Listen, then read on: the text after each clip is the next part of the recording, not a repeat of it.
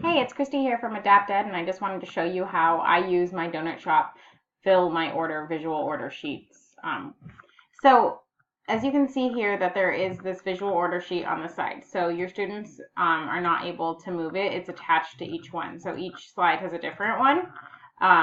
But the donuts themselves are able to be moved. So right here at the bottom it gives the instruction, drag and drop the donuts into the box to fill the order.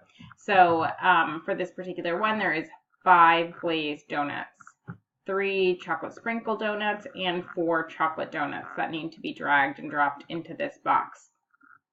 So as you can see, you can't see all of the donuts. If your students really cannot scroll to get all of the donuts, then you can move this up.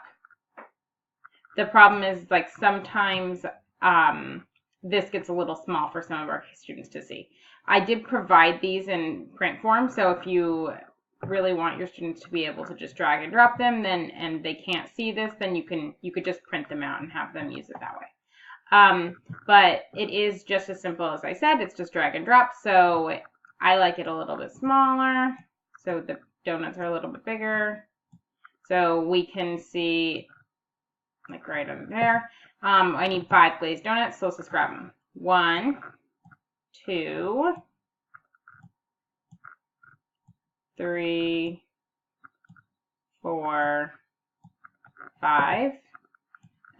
3 chocolate sprinkle donuts. 1, 2, 3, and then 4 chocolate donuts. 1, 2, 3, and 4. Okay, so that's really it.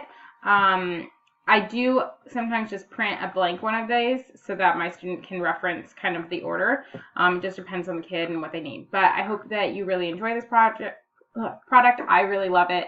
I love that it's no prep, and that they're really getting in some awesome vocational life skills practice in. Okay, well, talk soon. Bye.